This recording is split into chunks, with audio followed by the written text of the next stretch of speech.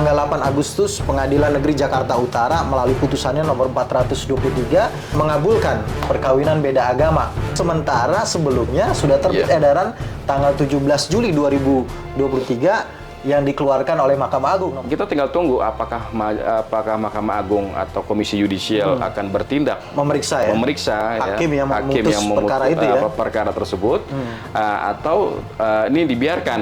Kalau dibiarkan akan jadi presiden juga gitu. Tidak baik masa pengadilan tidak taat terhadap Mahkamah Agung gitu ya. Iya.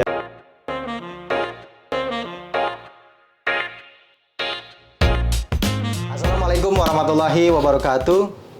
Kembali lagi di YouTube channel Halo Pengacara. Apa kabarnya sahabat Halo Pengacara? Semoga dalam keadaan sehat walafiat ya.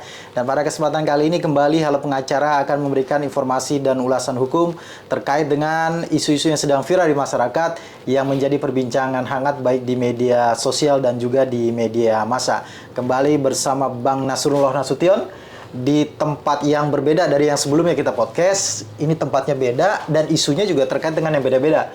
Perkawinan beda agama. Nah, ini yang sedang ramai dan viral. Tapi sebelum kita lanjut mengulas isu hukum perkawinan beda agama ini, jangan lupa dukung terus Halo Pengacara, nyalakan loncengnya dan subscribe YouTube channel Halo Pengacara.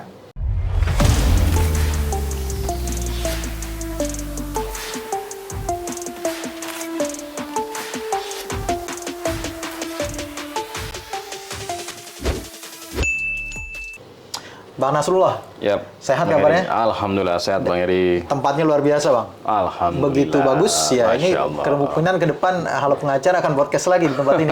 Silahkan. Izin ya Bang ya? Iya siap, insyaallah. Iya, Abang juga mungkin memperhatikan ya Bang. Ada isu hukum yang begitu viral, kalau menurut saya sih ya. Karena ini terkait dengan yang sebelumnya sudah pernah diputus sebenarnya oleh Mahkamah Konstitusi ya terkait dengan perkawinan beda agama. Belum lama, tanggal 8 Agustus, Pengadilan Negeri Jakarta Utara melalui putusannya nomor 423 mengabulkan perkawinan beda agama, gitu ya. Dan ini putusan ini tanggal 8 Agustus, sementara sebelumnya sudah muncul edaran, sudah terbit edaran tanggal 17 Juli 2023 yang dikeluarkan oleh Mahkamah Agung nomor 3 tahun 2023 tentang petunjuk bagi hakim ya, yang isinya pada pokoknya memerintahkan atau memberikan instruksi kepada seluruh pengadilan di Indonesia untuk tidak mengabulkan permohonan perkawinan beda agama begitu Bang. Apa yang sebenarnya Abang lihat dari perkara ini Bang? Apakah memang hakim ini punya kebebasan sendiri untuk memutus perkara ini tanpa terikat dengan surat edaran Mahkamah Agung? Iya, terima kasih Bang Heri ya. Ini memang yang lagi ramai dibicarakan publik dan ini hal yang sangat luar biasa menurut kita ya. Karena kan diskusi tentang perkawinan beda agama, keabsahannya dan seterusnya itu kan selalu jadi perbincangan. Bahkan bukan hanya perbincangan, juga jadi perdebatan gitu ya. Kalau kita merujuk dan melihat dari regulasi, memang ada pasal-pasal yang memungkinkan untuk itu, ya kan? Yang kita pahami juga itu jadi sebuah celah. Nah, tapi dengan adanya surat edaran dari Mahkamah Agung nomor 2 tahun 2023 tentang petunjuk bagi hakim dalam mengadili perkara permohonan pencatatan perkawinan antar umat yang berbeda agama dan kepercayaan. Jadi sebenarnya celah itu sudah bisa ditutup. Artinya tidak memungkinkan ya. Artinya kalau dalam ketentuan itu untuk memberikan kepastian dan kesatuan penerapan hukum dalam mengadili permohonan pencatatan perkawinan antar umat yang berbeda agama dan kepercayaan, para hakim harus berpedoman pada ketentuan sebagai berikut. Ya, pertama, perkawinan yang sah adalah perkawinan yang dilakukan menurut hukum masing-masing agama dan kepercayaannya itu, sesuai dengan pasal 2 ayat 1 gitu kan. Dan pasal 8 huruf F Undang-Undang nomor 1 tahun 1974 tentang perkawinan. Yang kedua ini yang menarik Bang. Pengadilan tidak mengabulkan permohonan pencatatan perkawinan antar umat berbeda agama dan kepercayaan. Artinya apa? Kalau kita jelas-jelas hanya melihat dari putusan tersebut, ya tentunya sih kan ini bertentangan, ya bertentangan dengan semanya. Tapi kita belum melihat alasan-alasan konsideran apa yang menjadi pertimbangan hukum yang menjadikan majelis hakim menerima dan memerintahkan untuk dicatatkan, ya ke catatan sipil kan itu kan. kalau kita bisa coba cari tahu dan dapatkan putusan yang mungkin tuh jauh lebih komprehensif kita menganalisanya. Tapi kalau bicara dari sisi normatifnya apa yang kita lihat saja, tentunya ini bertentangan. Ya karena secara amar putusannya nih Bang, Iya. amar penetapannya ya, amar penetapan itu kan menyebutkan bahwa mengabulkan permohonan para pemohon untuk seluruhnya. Kedua, menyatakan bahwa perkawinan antara para pemohon adalah warga negara Indonesia yang telah melangsungkan perkawinan secara agama Katolik pada tanggal 1 Februari 2023 adalah sah menurut hukum. Yang ketiga, memberikan izin kepada para pemohon untuk melangsungkan pencatatan perkawinan beda agama. Nah, ini pencatatan perkawinan beda agama di kantor Dinas Kependudukan dan Pencatatan Sipil Kota Jakarta Utara. Memerintahkan kepada pegawai kantor Dinas Kependudukan dan Pencatatan Sipil Kota Jakarta Utara untuk melakukan pencatatan tentang perkawinan beda agama para pemohon ke dalam register penduduk, register pencatatan dan pencatatan perkawinan Ya. dan seterusnya.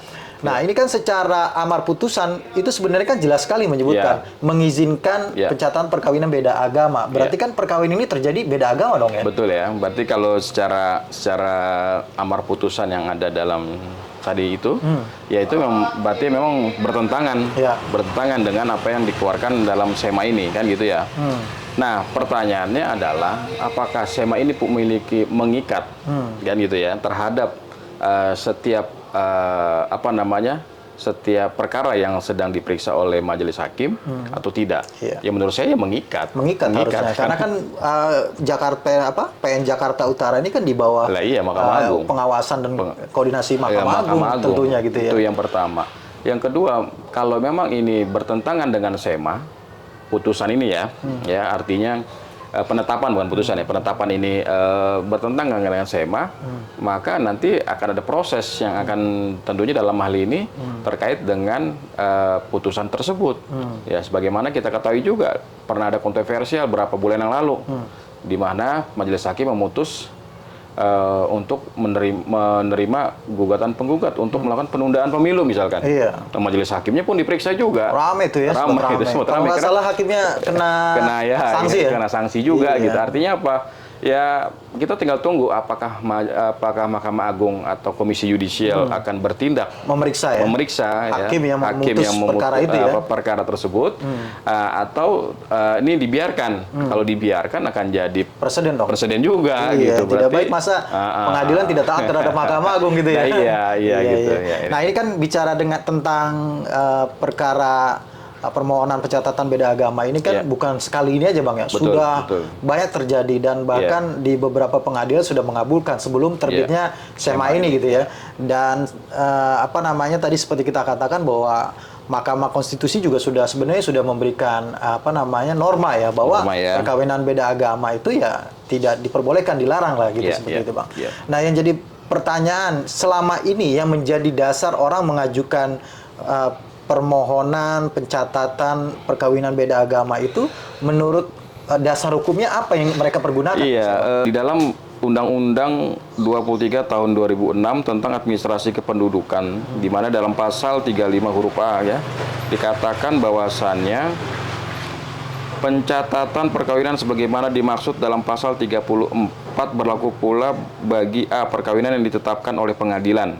Nah, dalam penjelasan pasal 35 huruf A Undang-Undang Nomor 23 tahun 2006 tentang administrasi kependudukan yang menegaskan bahwa yang dimaksud dengan perkawinan yang ditetapkan oleh pengadilan adalah perkawinan yang dilakukan antar umat yang berbeda agama. Oh, jelas dong nggak? Disebutannya seperti itu ya? Iya. Berarti itu yang menjadi celah selama ini, menjadi celah hukum.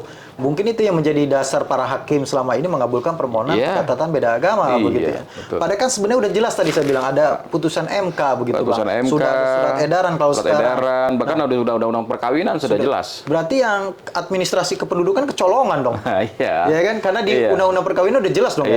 Karena tidak boleh ada tafsir harusnya ya. Tidak boleh tafsir mengenai perkawinan beda agama itu bisa terjadi. Iya. Dalam pasal 2 ayat 1 Undang-Undang Nomor 174 menyatakan perkawinan adalah sah apabila dilakukan menurut hukum masing-masing agama dan kepercayaan itu.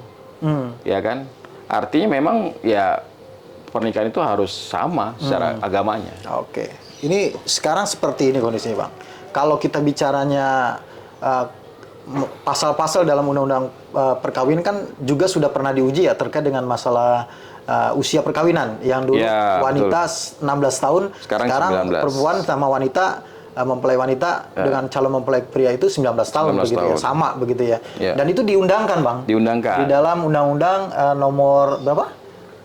Nomor 16 tahun 2019 begitu ya, Ya. Bang. Artinya itu juga merujuk konsiderannya kalau nggak salah adalah putusan Mahkamah Konstitusi gitu ya. Ya harusnya direvisi ya. Direvisi Harusnya gitu. direvisi. Ada terbit undang-undang baru sebetulnya. Harusnya terbit undang baru dan itu menegaskan terkait dengan penguatan terhadap apa yang telah diputuskan oleh Mahkamah Konstitusi. Iya, ya harusnya seperti itu Harusnya ya. Biar seperti tidak menimbulkan lagi terjadi kejadian seperti Iya. Pengadilan Negeri Jakarta Utara mengabulkan permohonan pencatatan perkawinan beda agama Iya, gitu ya. betul. Ya, ada kepastian hukum lah ke depan seperti Iya. itu ya kalau ada itu. Ya, mungkin itu yang bisa kita sampaikan pada kesempatan Iya. kali ini ya Bang Nasrul Iya, terkait betul. dengan isu hukum perkawinan beda Iya. agama dan mudah-mudahan ini bisa mencerahkan dan memberikan informasi yang bermanfaat bagi masyarakat semua ya. Iya. Terima kasih Bang Nasrul atas Sama-sama, waktunya, atas Bang kesempatannya, Heri. Ya. atas tempatnya juga. Ya, terima kasih juga kepada sahabat Halo Pengacara yang sudah menyaksikan video ini sampai dengan selesai. Jangan lupa dukung terus Halo Pengacara, nyalakan loncengnya dan subscribe YouTube channel Halo Pengacara. Terima kasih sekali lagi. Salam Halo Pengacara. Assalamualaikum warahmatullahi wabarakatuh. Waalaikumsalam warahmatullahi wabarakatuh.